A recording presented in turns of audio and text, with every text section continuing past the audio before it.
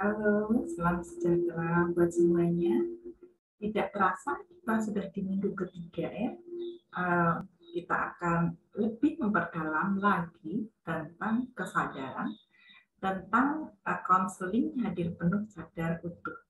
Bagaimana kita bisa melakukan konseling ini dengan sebaik-baiknya. Nah, kita akan masuk ke mindfulness untuk konseling.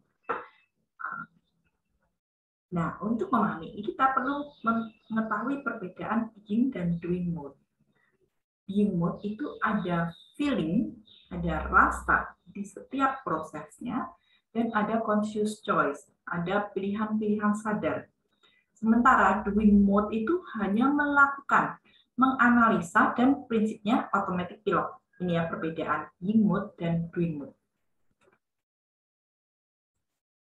Seberapa diri hadir pada saat ini?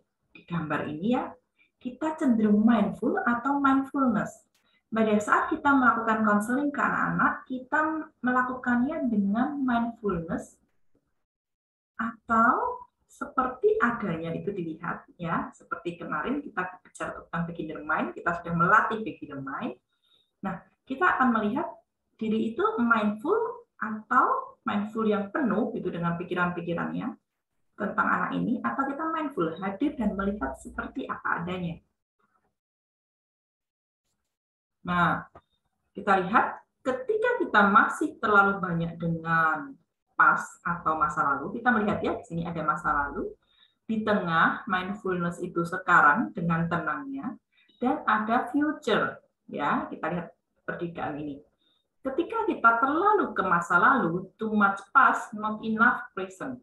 Yang terjadi ketika kita melihat banyak ke masa lalu, rasa bersalah, penyesalan, kesedihan, kepahitan, tidak memaafkan. Nah, ketika kita melihat ke masa depan, adanya kekecewaan, tensi, stres, ketakutan, ya.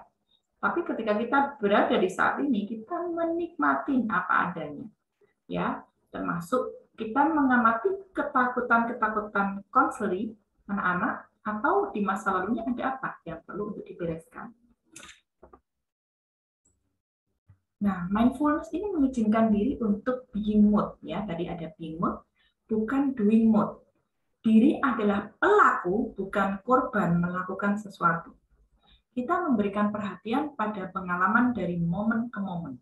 Kita melihat sebuah kejadian seperti apa adanya terjadi. Jadi bagaimana sih sebetulnya tanpa ada rekaman masa lalu yang akan memaksa untuk menjadi yang tidak diinginkan. Bukan mengantisipasi tujuan atau merencanakan apa yang akan kita kerjakan. Ya. Jadi kita hadir penuh dan sadar utuh saat konseling dilakukan. Being mode versus doing mode. Being mode ini, doing mode itu fokus pada goal, proses kurang perhatian khusus, ke arah being mode, menerima atau acceptance masa lalu, hadir penuh saat ini. Ya, perbedaannya being yang di sini adalah dia dengan tenang dan dia melakukan segala sesuatunya secara sadar. Sementara kalau doing saya melakukan ini, saya melakukan ini, saya melakukan ini, tapi tidak sadar.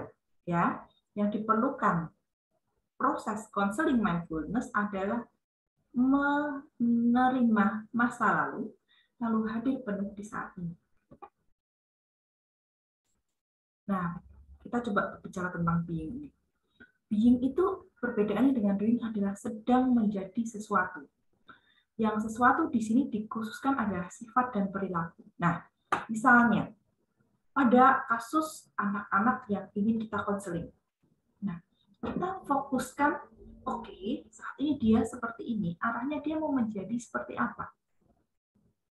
Ketika menjadi seperti apa, kita melihat dia sebagai manusia yang menikmati proses yang dikaryakan. Being atau makhluk itu adalah creature. Creature berbicara tentang kita mengkreasikan untuk sebuah karya, menuju sebuah pencapaian. Oke, dia seperti ini. Kita terima dulu sebagaimana adanya. Nah, bagaimana kita melakukan, mempengaruhi, memotivasi, dan menginspirasi untuk mencapai sesuatu. Nah, kita menikmati proses perubahannya itu dengan sebaik-baiknya. Hadir saat ini, diri melepaskan kepada Sang Pencipta, hasilnya kepada Sang Pencipta.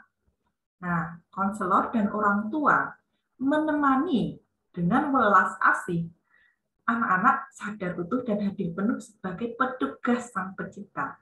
Menemani apa? Keajaiban transformasi anak-anak. Jadi melihat penuh saat ini untuk menikmati transformasi proses demi proses. Konselor menemani anak-anak menciptakan pencapaian-pencapaian kecil dengan sebaik-baiknya. Oke, kita akan masuk dengan kehadiran utuh dan sadar penuh ini dengan acceptance theory ini. Acceptance theory berbicara tentang menerima yang sudah terjadi. Bagaimana kita melakukan konseling? Menerima apa yang sudah terjadi. Penerimaan memampukan diri memisahkan masa lalu, masa kini, apa yang kita kreasikan, dan masa depan, harapan dan pencapaian. Jadi bagaimana ada di gambar ini, kita melihat batu ini disusun dengan kokoh karena mind, body, sama spiritnya berdiri di saat ini. Yang perlu dilakukan saat melakukan konseling adalah di dalam diri muncul self-acceptance dan bagaimana menumbuhkan self-acceptance juga di dalam konseling atau anak kita. Ya, penerimaan diri ialah suatu kemampuan individu untuk dapat melakukan penerimaan terhadap keberadaan diri sendiri. Saat kita sudah menerima diri, maka mudah untuk menerima seseorang dalam kelemahan dan kelebihan, termasuk kepada anak kita ataupun yang menerima konseling. Oke, kita akan masuk lebih dalam lagi jika ingin membahas tentang mindfulness ke acceptance ini. Penerimaan orang tua ke anak. Nah, menurut psikologi perkembangan, Harlock menyatakan bahwa penerimaan diri ini merupakan suatu tingkat kemampuan dan keinginan individu untuk hidup dengan segala karakteristik dirinya. Individu yang dapat menerima dirinya sendiri diartikan sebagai individu yang tidak bermasalah dengan dirinya sendiri, yang tidak memiliki beban perasaan terhadap diri sendiri, sehingga individu lebih banyak memiliki kesempatan untuk beradaptasi dengan lingkungan. Ya, ketika individu ini tidak bermasalah dan sudah berdamai, dia bisa beradaptasi dengan lingkungan. Nah, ini adalah tujuan daripada mindfulness counseling dan parenting ini. Bagaimana kita menciptakan suatu pengaruh, motivasi, inspirasi kepada anak-anak sehingga dia mampu beradaptasi dengan lingkungannya. Nah, penerimaan orang tua yaitu suatu efek psikologis dan perilaku dari orang tua pada anaknya, seperti rasa sayang, kelekapan, kepedulian, dukungan dan pengasuhan di mana orang tua tersebut bisa merasakan dan mengekspresikan rasa sayang kepada anaknya. Ya, penerimaan. Seberapa besar anak ini diterima oleh orang tua? Jika tidak, bagaimana kita mengkonseling dia untuk dia bisa menerima dirinya sendiri? Nah, minggu ketiga ini adalah tugas kita. Yang pertama kita melakukan being mood. Being mood ini kesadaran mencipta sesuai pelaku pada saat ini. Saat sesuai yang diharapkan ataupun kejadian tidak sesuai terjadi, ya. Kita menjadi seperti apa untuk meraih apa. Pendidikan orang tua dalam menggunakan acceptance untuk diri sendiri dan membimbing anak-anak dalam proses being mood ini. Apakah hal yang sulit diterima dari diri sendiri? Apakah kesulitan di dalam diri saat melakukan konseling dan pengasuhan? Nah, ini adalah latihan kita selama minggu ketiga, yaitu acceptance. Katakan berkali-kali hingga terjadi perubahan emosi pada hal yang kita sulit untuk terima. Setelah itu, amati emosinya terhadap kejadian yang ada. Jadi misalnya, saya menerima bahwa saya marah kepada teman saya.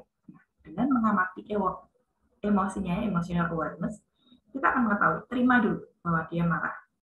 Oke, lalu kesadaran bahwa di balik marah itu ada pesan apa? Nah, ini perlu sekali untuk latihan kita untuk ketiga, ya, tentang menerima. Seandainya kita tidak bisa terhadap kemarahan, terhadap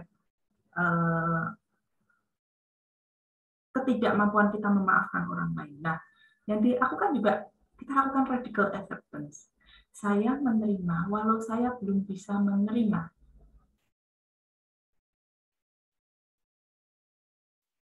Memaafkan dia. Katakan terus berulang-ulang sampai mungkin kita menangis dan ini gitu. Kita akan kesadaran kenapa sih kita nggak bisa memaafkan. Oh ternyata dia melukai seperti ini. Apakah sudut pandangnya dia sehingga dia melukai kita? Dengan seperti itu kita lebih mudah untuk berproses. Jadi fokus kepada radical acceptance ini. Menerima walau saya belum bisa menerima. Hadir penuh, sadar utuh. Ya. Pelajaran kita minggu ketiga adalah acceptance dan being mood.